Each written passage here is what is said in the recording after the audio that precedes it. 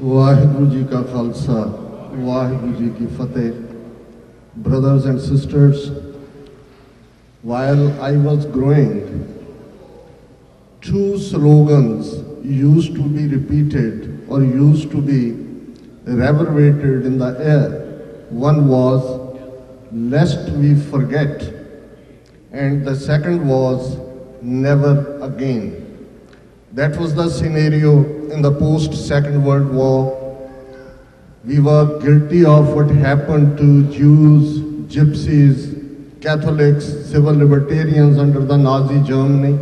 Not only in Germany, in whole of Europe. Firstly, even a great country like United States of America, its leaders were in denial, while in the early 1930s the reports were pouring out of Germany that what is happening there.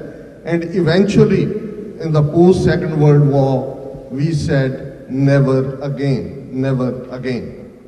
And today, as we are remembering those thousands of Sikh men, women and children, those who were cold-bloodedly murdered in the first week of November 1984 throughout India. India, a country, if you give a quiz to the Americans that what do you think of India? And the two things will come, land of Gandhi, apostle of peace.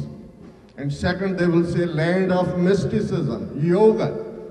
So successful salesmen they are that they have sold these two things to the world, but never letting the world know that in the so-called largest democracy on this planet, what they have done to its minorities in the last 72 years, it may be Sikhs, 200 million Muslims, 30 million Christians, more than 100 million those so-called untouchables by the Brahmins' decree, those who are suffering, reeling under them.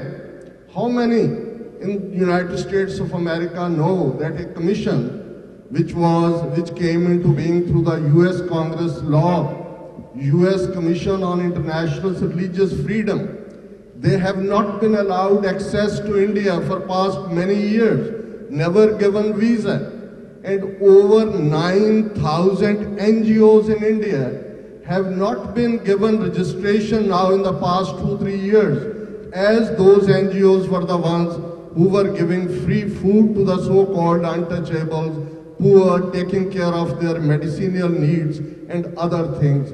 That is what is India, which is being sold as. When their leaders come here, they'll say, we are the largest democracy, you are the greatest democracy. But the fact of the matter, my brothers and sisters, is I'll take you to the words of freelancer Milan Kundera when he says, the first step towards liquidation of a people is to destroy its books, its culture, its history. Then have somebody to write new books, invent new culture, create new history. Before long, those people will forget that what they were and what they are. The struggle of memory is against forgetting. And that is what exactly they have done to the Sikhs in the last 72 years.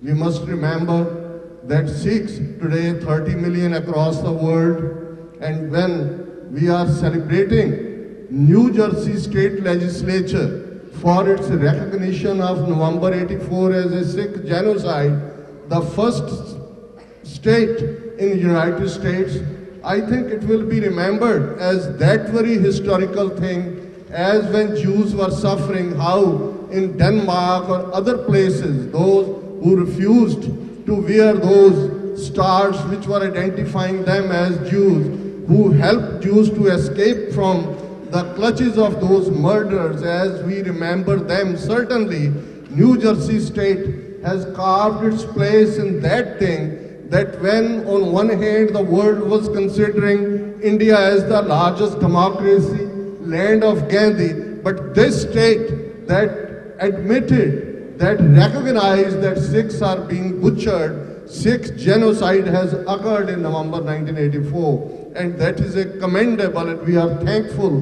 to all the senators, to the state legislatures and other officials, and as particularly those very cities, those who have recognized November 84 as a Sikh genocide month or month of April as a Sikh awareness month. We need to remember when the word genocide, particularly ethnic cleansing, genocide, before, particularly during Nazi era, it was Holocaust, particularly pertaining to Jews. But David Grensley, who is an expert in this and who presented a paper in 1995 to State Department, that how genocide is defined. He has given 8 stages of genocide, which are, sometimes they can be simultaneously, the perpetrators of those may be implementing all of them, but for understanding the first stage of the identity of that very genocide on which the people will be suffering is classification, symbolization, dehumanization, organization, preparation, extermination, and denial. I won't go in detail, but the fact of the matter is that firstly they create a scenario so that those who are to be killed, as the word extermination we know, which means they are not even human beings. And what happened to Sikhs in June 1984 when Indian Army attacked our Sanctum Sanctorum Golden Temple and 37 Sikh historical shrines in the first week of June. If you may look at the Indian media, their mainstream media between 78 and 84, they created a propaganda, again a German word, where they marked Sikhs as extremists, as terrorists, as a threat to Indian unity and integrity.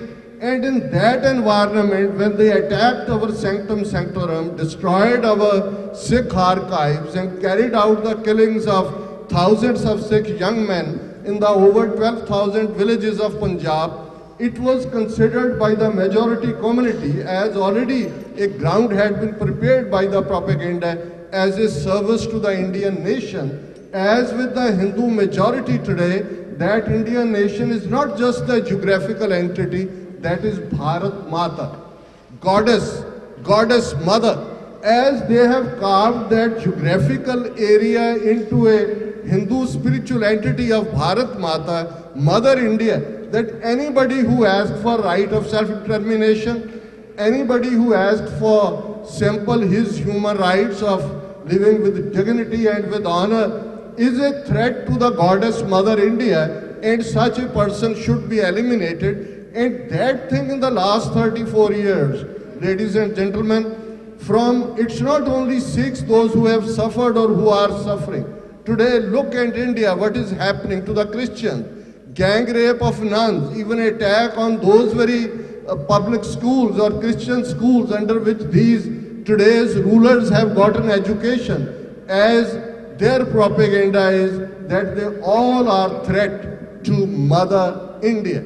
And that is how systematically through classifying and with identity they had no problem. We with our turbans and distinct names and the killer gangs which were supported by the state had the voters list. They identified where they have to go. They chose Sikh businesses to be destroyed, Sikh homes to be attacked, and eventually coming to a point that in spite of what Sikhs were suffering in the hands, look at the outside world. They sent their missions, their high commissions, their consulates, lot of propaganda material which was circulated around that Sikhs are terrorists, they are threat to India's unity and integrity, and that is what it is not on one hand we were suffering under their regime, but outside as well they tried to create such an environment. And not only that, even a disaster like Air India disaster in Canada, we had never any doubt that that was the doing of Indian intelligence agency RAW. And I am glad today that organizers of this event, Brother Swaranjit Singh Khalsa, they have invited our Tamil brothers and our other brothers and sisters as well to this moment of commemorating November 84. What they did in Tamil Nadu or Sri Lanka particularly. Firstly, they trained Prabhakaran and sent him along with his guerrillas, LTTE, Liberation Tigers of Tamil Nadu, to Sri Lanka. Then they asked him to withdraw. When he denied, they sent the army there in the name of Indian peacekeeping force, killed thousands of Tamils, later on joined hands with the killer government of Sri Lanka and exterminated, as the term has been used by Mr. Gregory, in the northeast of Tamil, thousands upon thousands of Tamils, as UN has asked. UN is doing investigation into that. The same story was repeated in Myanmar. But when it comes to India, even United States Congress, now in the 1990s, there had been a couple of resolutions asking for stopping financial aid to India as it is violating human rights of minorities and others. But in today's scenario, and particularly in the post 9/11 scenario, unfortunately the word militant, freedom fighter, all have been clubbed as terrorists. And Indian government, which is doing worse to its own citizens, is riding on the bandwagon of United States or other Western powers to tell that how terrorism is a threat to India. But fact of the matter is that those very policies of Indian government are still continuing. And when it comes to denial, which was the final step, we are looking for. I have worked with the Armenian lobby in Fordham University and others, and I have seen that even after 100 years, when we were organizing some event in United Nations, some salutes from the Turkish embassy were there, disturbing the function, that even after 100 years, Turkey is not ready to accept that what they did to Armenian Christians there. And in the Indian context, they are hiding under the democracy level. And I want to say that United States, which is the beacon of hope,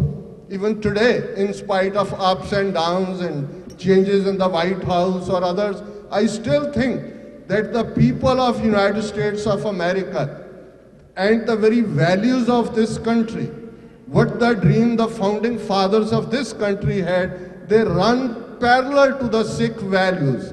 We believe in liberty, we believe in justice, we believe in equality, and those are the very values. When over 100 years ago, Sikhs came to United States of America, first in California, today over 700,000 Sikhs, they have made United States as their home. But we, like Jews, being a very history-oriented community, in our daily prayer, morning and evening, we remember 550 years of our history in that brief prayer, that in the 18th century, what kind of persecution we suffered. We were cut limb after limb, we were chopped, we were hung upside down, we were burnt alive, but still we always stick to the values of Sikhi kesa swasa nal nibe, that to the last breath and last hair, we live to those very values. And our great 10th Guru, he has given a sword as well. When I asked Swaranjit Singh that can we come enter the legislature building with sword, with kirpan, he said yes, we have taken, and I was very glad that with full kirpan I was entering inside. And that reminds us as well, on one hand, while we are commemorating, we are remembering those thousands of brothers and sisters, those whose lives were snuffed out by the Indian regime. But at the same time, let me remind this crowd as well that in the 18th century as well, these challenges were before us. But as our 10th Guru had written in a Persian letter to Aurangzeb, the ruler of that time, that you must be very happy that you have killed my 4 sons, you have destroyed my Anandpur, but you have snuffed out few candles. The whole hot burning furnace of Khalsa is around me. I'll make Punjab so hot that your horses won't be able to gallop around the burning plains of Punjab. And history is a testimony to it, that small Sikh community that uprooted the Mughal Empire from the face of the earth, that stopped the Afghan invaders at Darra Khyber, which has become a big headache today for the world. And as we are talking in Moscow, 11 nations from representatives from 11 nations are sitting with the Taliban, which meeting is being hosted by Russia, and American representative is there as well. Those are trying to see that how to maintain peace in Afghanistan, but this tiny Sikh community is the one who carved out the borders of present day Khyber Pakhtunkhwa province of Pakistani Punjab or Pakistan with the Afghanistan. That is the history of the Sikhs, and today as well, while we are remembering our those brothers and sisters, we are here to have this resolve, again remind ourselves, and I am glad that on this brochure which has been provided to everybody, it is not just the memory of those, but it says at the end, the struggle for the Sikh nation should continue to achieve a free Punjab, Khalistan land, where the rights of every individual is protected and everyone is treated with love and respect, regardless of their religion, color, creed, caste, gender, or sexual orientation. This is the motto of Sikhism in our daily prayer, which ends with these words, Nanak, Naam, Chaddi Kala, Tere Pane, Sarbat da Pala. With 5 these words, we the followers of Guru Nanak, we believe in the eternal God. His only name is the solace for us. And always Chaddi Kala is much more than thumbs up. That says a state of mind. And we believe that whatever is happening is the sweet will of the God. And in spite of going through all these persecutions and challenges, we believe in good of all, Sarbat da Pala, and certainly we are determined to now liberate our fatherland, our motherland, between the river Jamuna and Wagah, which is Pakistan border, which is under Indian occupation. We have realized in the last 34 years that no justice can be given to Sikhs by these regimes. More than 12 governments have changed in Delhi, more than 12 commissions investigating November 84, starting from Mishra Commission to Nanavati Commission. And that is what we are getting, is we are being humiliated. These 34 years have been years of humiliation. On one hand, we keep on demanding UN intervention, we keep on demanding that international community should stand by us, but we know that the answer lies in our liberation from the Indian yoke. 30 million Sikh nation is determined to liberate their own nation, and this is well within the ambit of United Nations. And brothers and sisters, I want to remind that the preamble of UN Charter of Human Rights have few words which says, if a man is not to be compelled as a last resort to rebellion, his human rights must be protected by the rule of the law. And if we may look at 10th Guru's Farman, this is exact translation of what Guru Gobind Singh Sahib said to Aurangzeb, Chumkaras, this is Persian, Chumkaras hama hilte darguzast, halalast, burdan ba, shamshire dast. If a man, as the UN Charter says, here it is, that to get justice, the last resort to take to the hilt of the sword is justified for the man of the God. And we pay our tribute to them as well, those who stood against the tyranny, sacrificed their lives, and certainly the very UN Charter gives every individual, every oppressed nation, every oppressed people the right of self-determination. And we know that how in the last 30 years, it may be Kosovo, it may be Macedonia, it may be East Timor, and very currently it may be South Sudan, they have used this right of self-determination to become free countries, free land, and Sikh nation until 1849 had 150,000 square mile territories empire, which was a role model. And when we look at even European historians' account, the empire of Maharaja Ranjit Singh where all, irrespective of caste, color, creed, gender, they prospered in that land.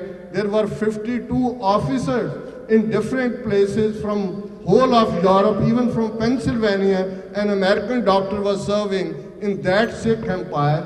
That is our history, that is our legacy, and certainly we should resolve today that we won't sit or we won't rest or we won't be in comfort zone until unless we liberate our homeland of Khalistan. Thank you very much.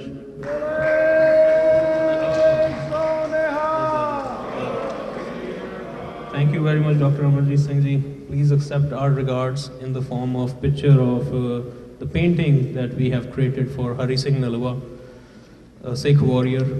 And I invite ਸਾਰੀਆਂ ਬੀਬੀਆਂ ਨੂੰ appeal ਕੀਤੀ ਜਾਂਦੀ ਹੈ ਵੀ ਅੱਗੇ ਆਓ. We have equal rights for men and women. So we want our Sikh women to come forward and present Dr. Amarjeet Singh Ji this award. Thank you.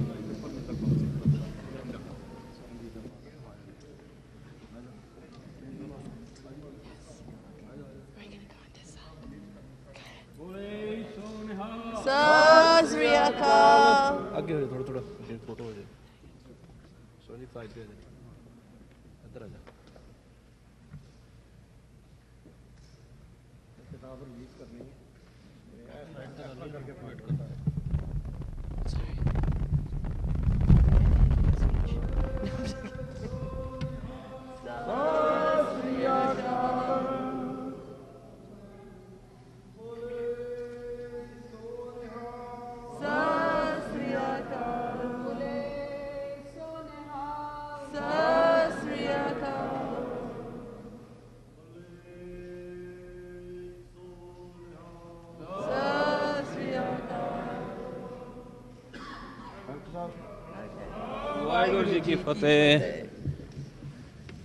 Thank you very much.